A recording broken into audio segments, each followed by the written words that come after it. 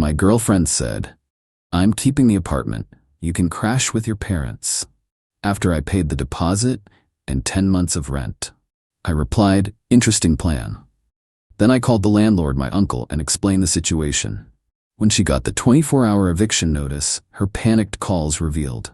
Original post: I, 29 male, am sitting in my apartment right now. The one my ex-girlfriend Melissa, 27, tried to steal from me yesterday. Still processing everything that went down, but I need to get this off my chest. We'd been together for 2.5 years, living together for the last 14 months in this nice 2-bedroom place downtown. When we first moved in, I paid the entire $3,200 deposit, plus first and last month's rent, because Melissa was between jobs. No big deal, I thought. Couples help each other out, right? Fast forward to this past Tuesday. I come home from work to find Melissa and her best friend Natalie sitting in the living room with papers spread out on the coffee table. Melissa looks up at me with this weird smile. "We need to talk," she says. I sit down and she launches into this whole speech about how we've grown apart and how she needs to find herself. Standard breakup talk, whatever. I'm hurt, but trying to stay calm. Then she drops the real bomb. "I'm keeping the apartment," she announces. "You can crash with your parents for a while. I already talked to them, and your mom said it's fine." I literally laughed. Not a happy laugh, more like a, "Did you really just say that" laugh. "You're keeping the apartment that I've been paying for?" I asked. "Well, I've been living here too," she says, "and I need stability right now. You have family nearby, I don't." Here's what she didn't know. The landlord isn't some random property management company. It's my Uncle Frank, who owns several buildings in the area. The lease? Only my name is on it. Melissa was never added because when we moved in, her credit was trash from defaulting on student loans. "Interesting plan," I said, standing up. "Let me think about it." I went to the bedroom, closed the door, and called Uncle Frank. Update 1. The next morning, Uncle Frank was, let's say, unhappy when I explained the situation. "She's trying to kick you out of your own apartment? The one only you're on the lease for?" He actually laughed. "Does she think that's how rentals work?" I explained that she'd been living there and probably thought that gave her some kind of rights. Frank shut that down quick. "She's not on the lease, never was. She's basically been your guest for 14 months. I can have an eviction notice drawn up immediately if you want her out." I told him to give me 24 hours to try handling it myself first. He agreed, but said if she gave me any trouble, he'd handle it the legal way. Wednesday morning, I tried talking to Melissa one more time. She was in the kitchen making breakfast like nothing happened, humming to herself. "So about yesterday," I started. "Oh, good, you've had time to process," she said, not even looking at me. "When do you think you can be out?"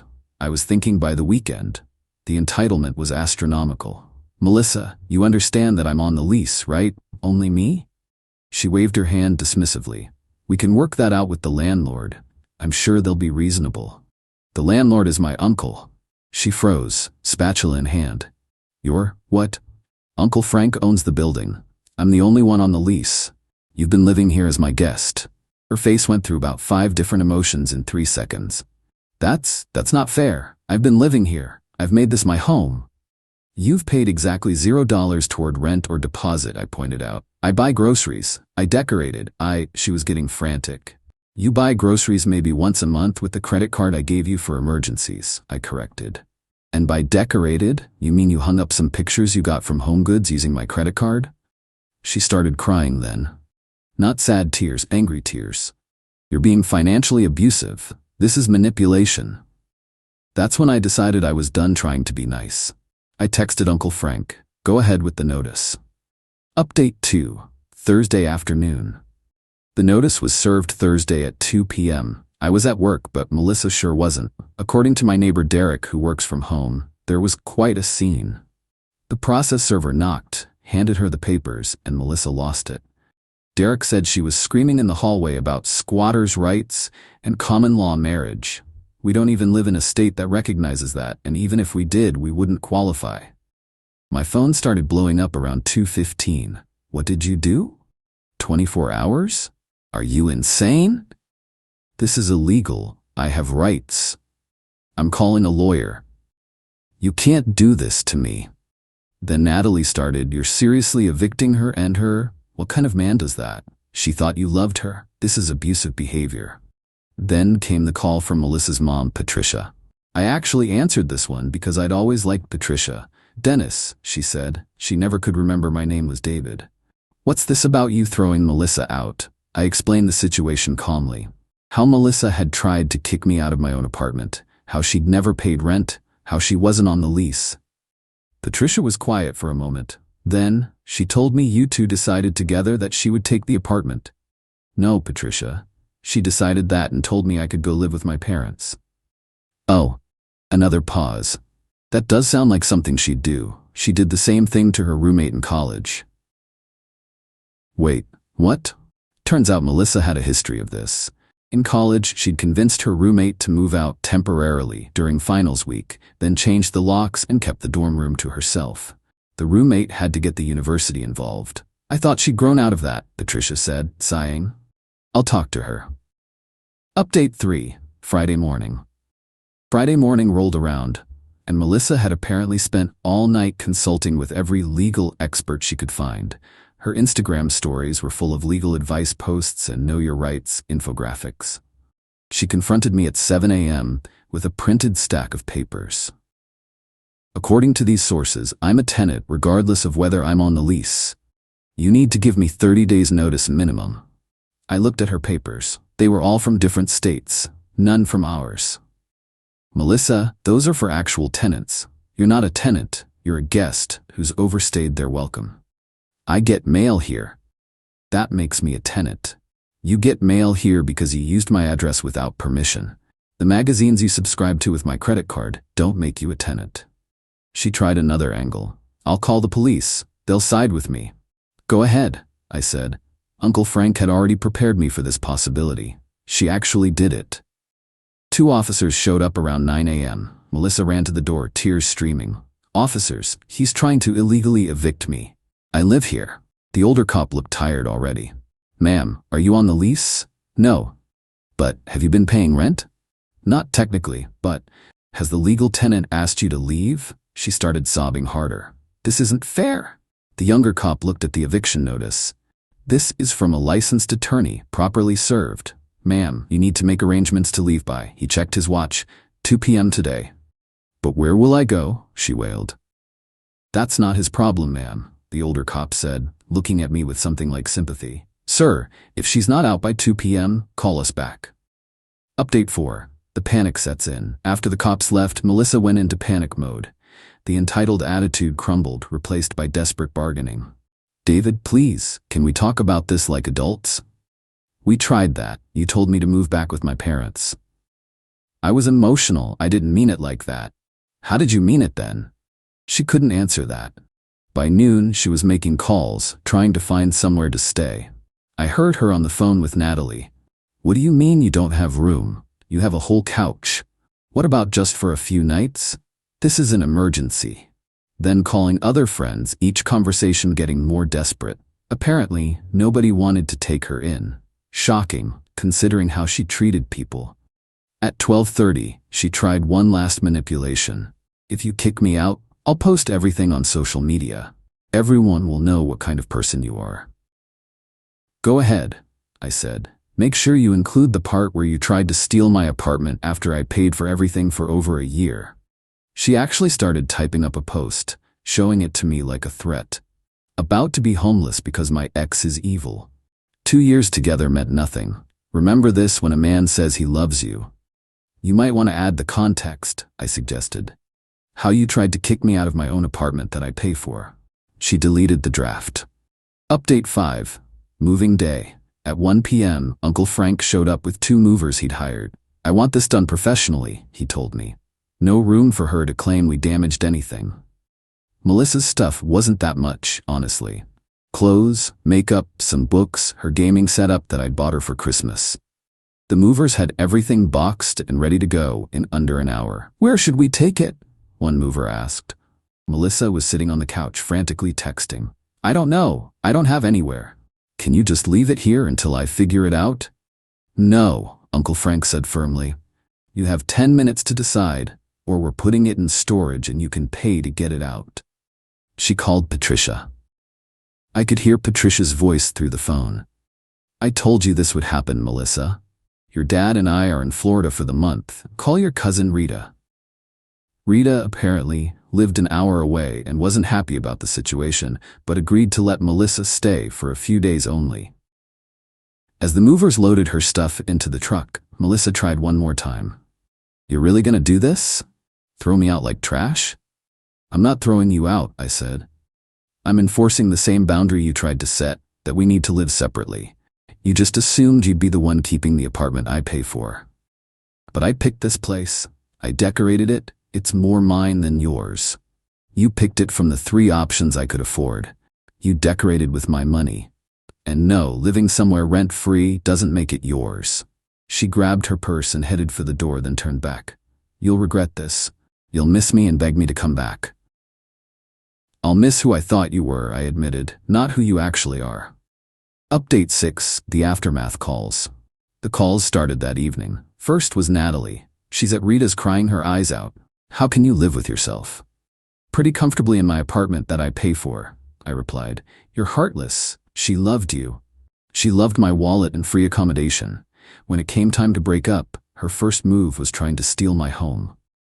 She wasn't stealing. She thought she could take advantage of me one more time. She thought wrong.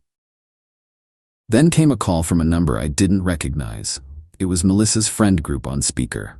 We just want you to know that we all think you're disgusting, one voice said. For not letting my ex steal my apartment.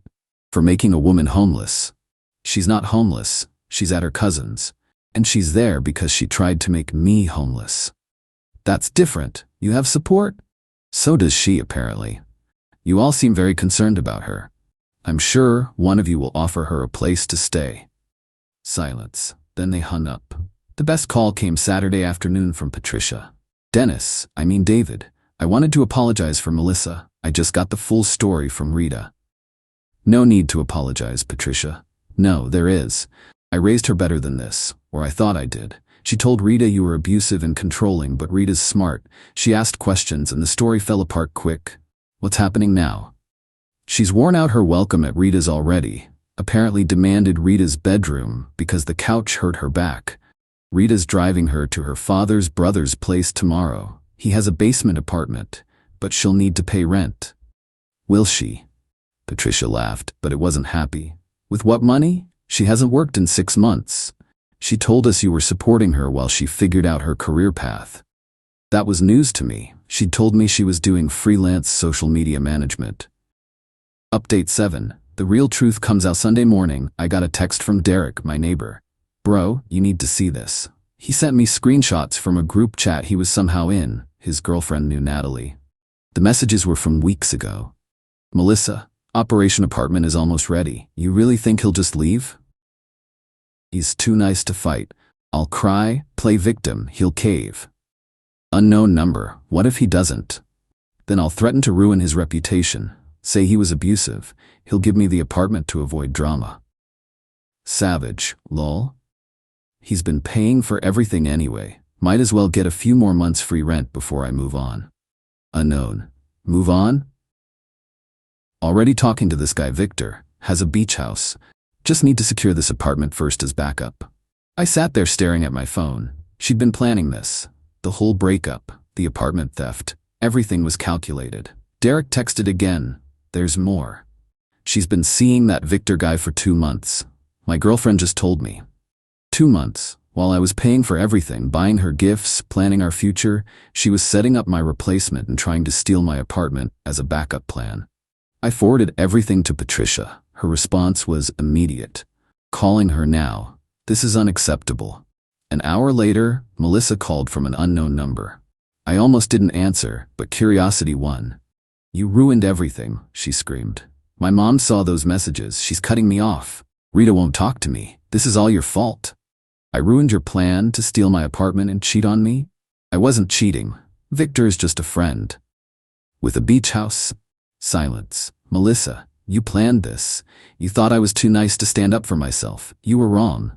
I'll sue you for emotional distress, for illegal eviction, for what? Making you face consequences? Good luck with that. She hung up. Final update, 1 week later. It's been a week since Melissa was evicted.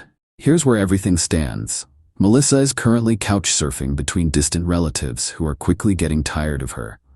According to Patricia, she's burned through 3 family members already by demanding special treatment and refusing to help with chores or contribute money. Victor, the guy with the beach house, ghosted her the moment she became too much drama.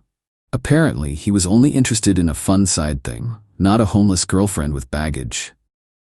Her friend group is fracturing. Some still support her, but others are starting to see the truth. Natalie actually reached out to apologize. I didn't know about Victor or the planning. I thought she really loved you and was just confused. I'm sorry for attacking you. The apartment is peaceful now. I've changed the locks, with Uncle Frank's permission, reorganized everything the way I actually like it, and bought a new couch. The old one had too many memories. Uncle Frank told me something interesting. This isn't the first time I've seen this. Entitled people always think they're smarter than everyone else. They never expect consequences. Patricia sent me one last text yesterday. David, she finally got my name right. Thank you for handling this the way you did. Melissa needs to learn she can't manipulate people. She's 27, not 17. It's time she grew up. I'm sorry she put you through this. I'm not gonna lie and say I'm completely over it. 2.5 years is a long time, and finding out it was all a game to her hurts. But at least I found out now, before marriage or kids made it complicated. The funny thing is, if she just asked to break up normally, and given me time to figure out arrangements, I probably would have helped her find a place. Maybe even helped with the deposit. But the entitlement, the assumption that she could just take what was mine, the planned manipulation, that killed any sympathy I had. To anyone reading this, don't let people take advantage of your kindness. When someone shows you who they really are, believe them. And always, always, keep important documents and agreements in your name only until you're married, and maybe even then. My apartment is quiet now. My bank account is recovering. My dignity is intact. And Melissa? She's learning that actions have consequences, even if it's a lesson she should have learned a long time ago. Oh, and Derek told me this morning that Melissa tried to get into the building yesterday. She told the security door she forgot her key. The door camera caught her having a meltdown when she realized her access fob had been deactivated. Sometimes the best revenge isn't elaborate.